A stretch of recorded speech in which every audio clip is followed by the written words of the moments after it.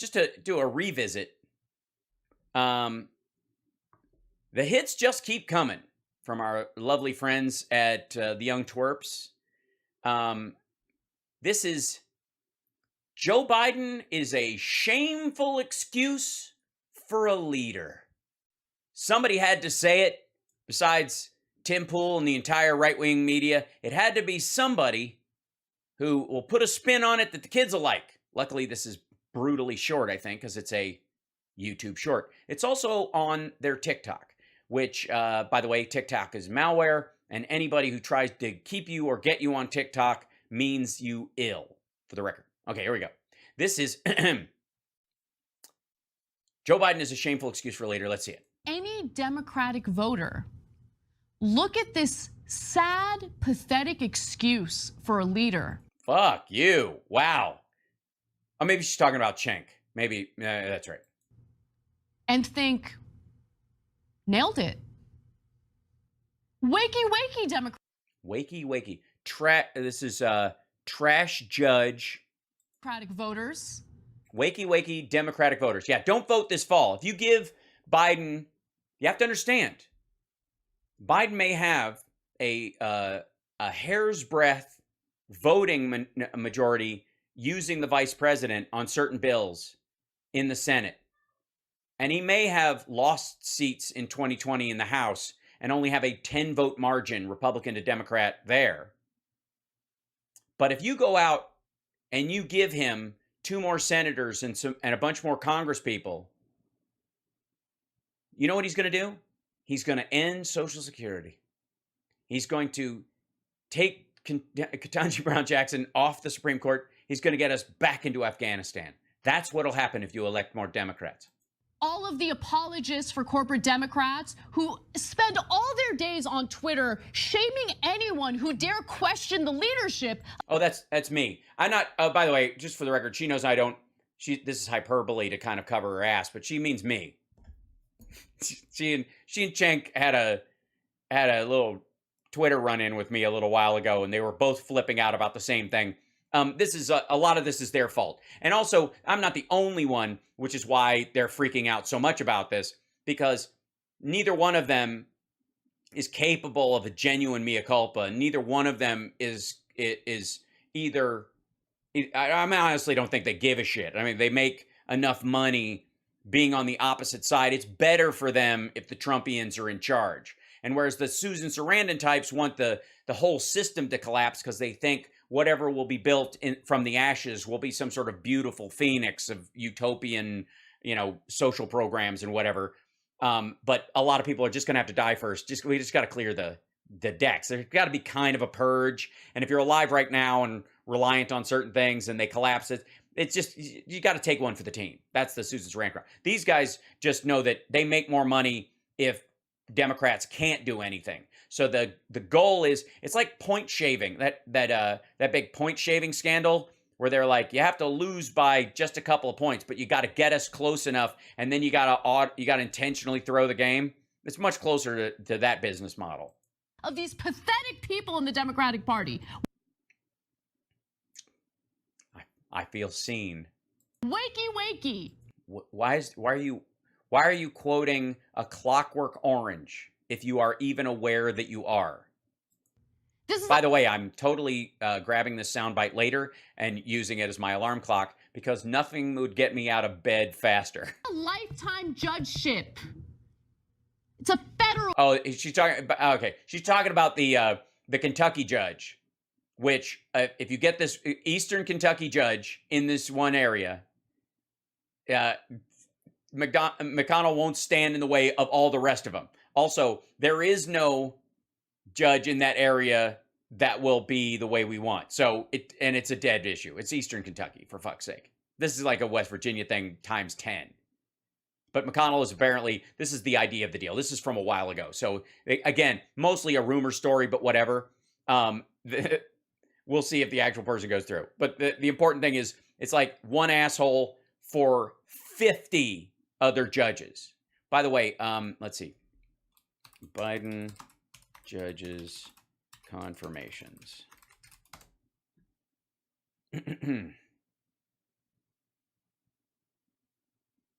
Let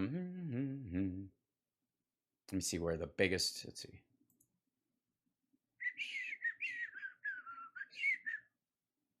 Hold on. I want to get one that shows you the numbers. There's a confirmation listing.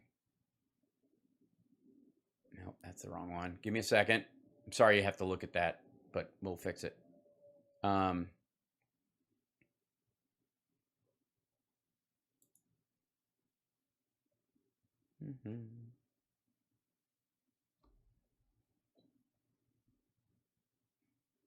There you go. Wait 1 second.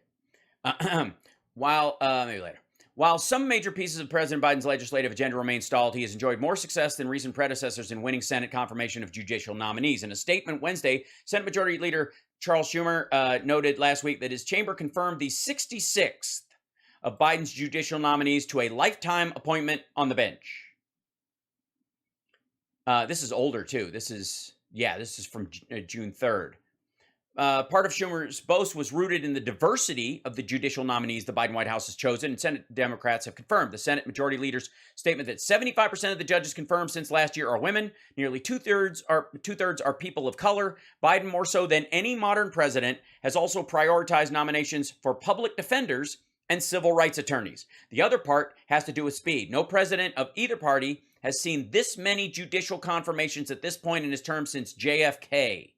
In fact, across the judiciary, district courts, circuit courts, and the Supreme Court, the Senate now has confirmed 66 of Biden's nominees. At the same point in Donald Trump's term, it was 39. In Barack Obama's first term, it was 26. As we've discussed on several occasions, Republicans in the Trump era prioritized judicial nominees above almost every other consideration. The campaign was as relentless as it was effective. The former president managed to appoint about 230 judges to federal courts. That's not as many as his recent two-term predecessors, but it was strikingly tall for a failed one-term president who never won the popular vote. With this in mind, Biden White House has emphasized judicial nominees to a degree without modern precedent. Let's jump this. White House takes bold steps to fill judicial vacancies. Just 10 days. This is April 29th. 2021. Just 10 days after Joe Biden's inauguration, NBC News reported that the new White House team and Senate Democrats were embarking on a mission to shape the courts after Republicans overhauled them in the last 4 years. The importance of the task is hard to overstate. As we've discussed, Republicans in the Trump era prioritized judicial nominees above almost every other consideration. The campaign was relentless, 230 judges, right. The White House's task of turning the tide is well underway. NBC News reported overnight on Biden's latest picks for the federal bench, which further reflect the president's intention to pick jurists who are both qualified and diverse. This is the part that she hates the most. The nominees include David Estudillo, now presiding judge of Grant County Superior Court in Ephrata, Washington, for the U.S. District Court for the Western District of Washington. Biden's other two picks are Tana Lynn, also for the U.S. District Court of the Western District of Washington. Christine O'Hearn for the U.S. District Court for the District of New Jersey. Lynn, who would be the first Asian American judge for that district. As White House Chief of Staff Ron Klain has explained, modern presidents have generally made it such an effort to put forward nominees for the federal bench this early in their terms. At the 100-day mark, for example, Bush and Clinton hadn't nominated anyone. Donald Trump, meanwhile, sent 2 judicial nominees in his first 100 days, while Barack Obama, they were tight back then. That was a nickname, Barack Obama. As of this morning, Biden's 100th day in office, the current president has sent 14 judicial nominees to the Senate for consideration, which appears to be a record by a wide margin. Biden has stacked the courts full of diverse diverse judges who were largely public defenders. And to continue that tide, to make sure they get the number they need, especially, by the way, because one of the reasons they thought they might have to make a deal with Mitch McConnell about these things to continue getting judges through is because if the Republicans take the Senate this fall, as this asshole would like to have happen, that's where they would stop this process and limit that number. And so letting them have this one and signing them onto that deal and getting these things through, because even if they have a majority, it won't be gigantic. They know this, and they've got to move stuff around. So they're going to play a little bit nice just with these things. It won't be a huge thing because they'll think these are minor compared to a SCOTUS, for example, which will be a tooth and nail fight if we have to get somebody through. And again, she doesn't give a fuck. But that's the deal. One Eastern Kentucky judgeship that McConnell gets to pick, and we get the rest. Fuck off. Of course you do that. If you're going to, the option is them batting down or continuing to bat down 35% of the people that are coming through. Federal judge. It's a federal judgeship. In Eastern Kentucky. Which is why the president appoints the individual and the Senate confirms the individual. Right. And you have to be able to confirm them. And if they put a hold on 40 fucking judges to get this one dickhead in an area where he will do little or no damage if we continue a trajectory of actual progress, which of course, again, she doesn't give a shit about, that's your option. You either get that guy in or you guarantee anonymous holds on everybody else. I mean, this is just dumb. I mean, well, that's not fair. It's not just dumb. It's also mean. There's a cruelty to it. It's kind of gross, but it's primarily dumb. I don't know if you guys know this. Might sound a little crazy. Yes. So far, yes. Democrats are in charge in the federal government. No, they're not. We have a hair's breadth in the Senate. We run the presidency because the guy you hate the most won the most votes ever. And we have fewer Democrats in the Congress than we had last time. We lost some during the biggest push of social justice issues in our nation's history. That cost us seats in areas where that doesn't auto fly, where it isn't an AOC district. That cost us seats nationwide. And it may very well this year, but only because they're telling everybody to stay home. Oh, sorry, hold on. Why are we doing why? favors for Turtle Man Mitch McConnell? Because he can put a hold, one person, any member of the Republican caucus can put a hold on those judges going through. And if the minority leader doesn't agree to override that either within his caucus before it happens or with extra votes or cut people loose to join an override of that to shepherd these things through and fill these seats, then they all die. They all die. All these diverse judges, all these women, all these people of color, all these public defenders that are trying to get on the judiciary, they all go away. That's why. And again, how can anybody, and by the way, these are the same assholes who think that Biden should be more like Lyndon Johnson and twist some arms. Well, I got news for you. Some of that arm twisting was shoulder massaging at the same time of people that these folks, and myself included, would consider fairly ugly as human beings to get that shit through. Deals with terrible people, because without those deals, everything would have frozen. But again, these guys are all about giving up any win simply so that you can say you fought purely, which they aren't at all anyways. Like, this is just gross. Fucking hell. And is this going to be the story like post-primary because a bunch of their people lost? Is this because Nina Turner lost? And so fuck them? And so the other qualified black woman who's a Democrat who could win this race, fuck her. She doesn't deserve to win. She should lose just to remind people that we are not to be fucked with. I mean, this is very similar to Trump's kingmaker bullshit that he's been doing. This is just revenge, like petty, low-res revenge. Because if you actually believed any of the things that Nina Turner campaigned on, or fucking that AOC talks about, or that Bernie talked about, if you believe in any of those things, and you go, can we get one step closer to those things? That you would do that.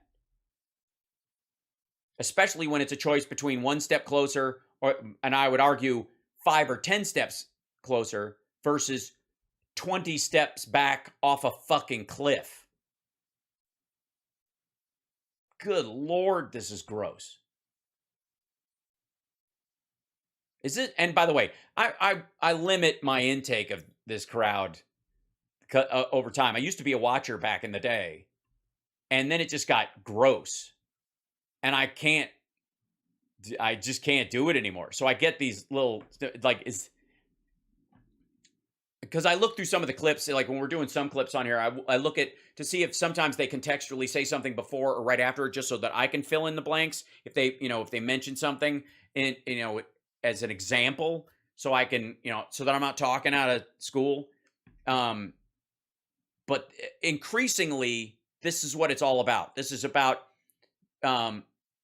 just fucking the Democratic vote in the fall. That's all that matters to these guys. That's all. And under the cover of the illusion of progressivism, the illusion of actually being angry at the other side, because you can just, Cenk will be in charge of the bluster of, we hate these people. These are people that they want guns, but don't, they want to stop a woman from having a right to, like this kind of like cartoonish fake version of liberal or progressive outrage. But what the answer always seems to be is, yeah, but you can't vote for Democrats. Because what the fuck will that do? Which, again, I mean, it just sounds like it sounds like a trap. It sounds like that's the purpose.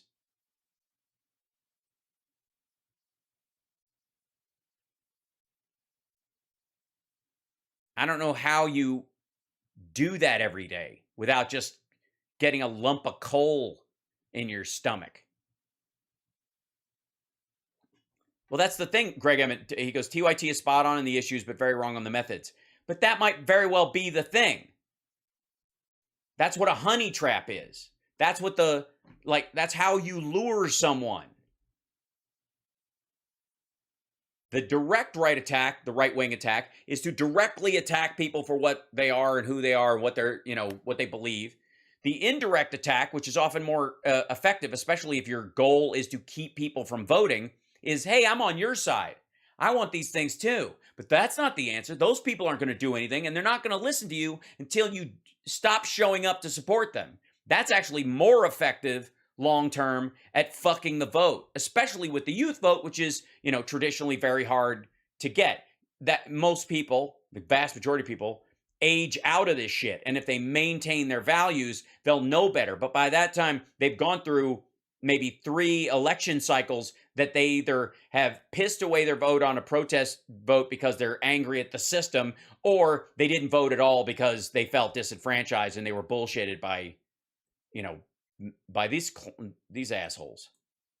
Thank you, Kathy, so much for the super chat. And thank you guys for the support. I appreciate it. Patreon.com/HalSparks. Like you could super chat, all that kind of stuff. And when you do, it's a beautiful thing. And of course, Venmo and that kind of things. And I'm not going to pretend to write a book and pre-sell it for 3 fucking years. And I mean, all right, we covered that. Ugh. Anyway, so in general, TYT is hot garbage. And the only function of TYT, the only purpose for its existence, is to diminish Democratic voting. It serves no other purpose. No matter what is said, no matter what the illusion of values that they present, the entire goal is to undermine the Democratic voting base. They are never, ever going to convert a red voter to being more like a purple independent or bring a purple independent over the Democratic side. Never gonna fucking happen, not ever. There is not a single thing that they're doing that will, that anybody that would find their way to that shit would eventually get to. The entire purpose, the whole function of TYT is to stop young Democrats from voting or making their vote count. Josh, hey, Hal, I can't go into it now, but I just want to let you know that I love you and Johnny Million have helped me through some dark times in my life. Thank you for helping me without even... Oh, Josh, thanks so much, man. Again, we're here for the optimistic stoicism. That's what the purpose is. If you can help, you help in any way. One step forward is always worth it.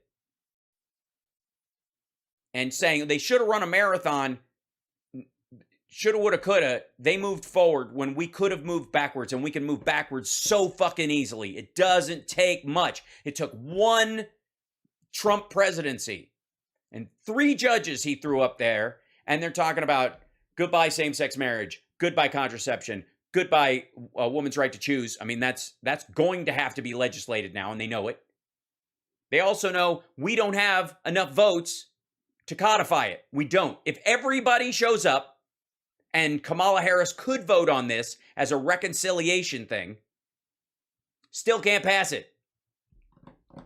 And if you carve out the filibuster for policies, then forevermore it is carved out for policies. And since we've got TYT and their ilk trying to lower Democratic turnout every fucking time, what faith does any Democrat serving in office, or any Democratic voter for that matter, have that we won't lose the Senate in one cycle, and then gone is the filibuster for policy issues, and the stampede of right-wing lunacy begins? TYT is, yes, TYT is not helping. TYT is beyond not helping. They are servicing the Republican voter base. It's garbage. It's shameful. It's grotesque. And yeah, I'm vote shaming people if they pissed away their vote in 2016 because of sour grapes over Bernie or Jill Stein or Hillary Clinton's voice or her emails. Because they made a childish, reactive decision over something that was incredibly serious. They shrugged it off, and the cost was immeasurable. Are we going to fix it? Fuck yeah, we're going to fix it. Democrats, in large part, are getting over and past this horse shit. Being talked out of their vote. Especially when, by the way, the disenfranchisement of black voters and minority voters all over this country is happening. You tell me I'm going to just talk about white privilege, that you're going to not use your vote to vote for the party that's actually trying to fix it in face of a party that's actually trying to strip those rights? And you're like, I don't know, is there really a difference? Grotesque. No, 1,000 times no. And there's nothing wrong with regret or shame if it informs your behavior going forward.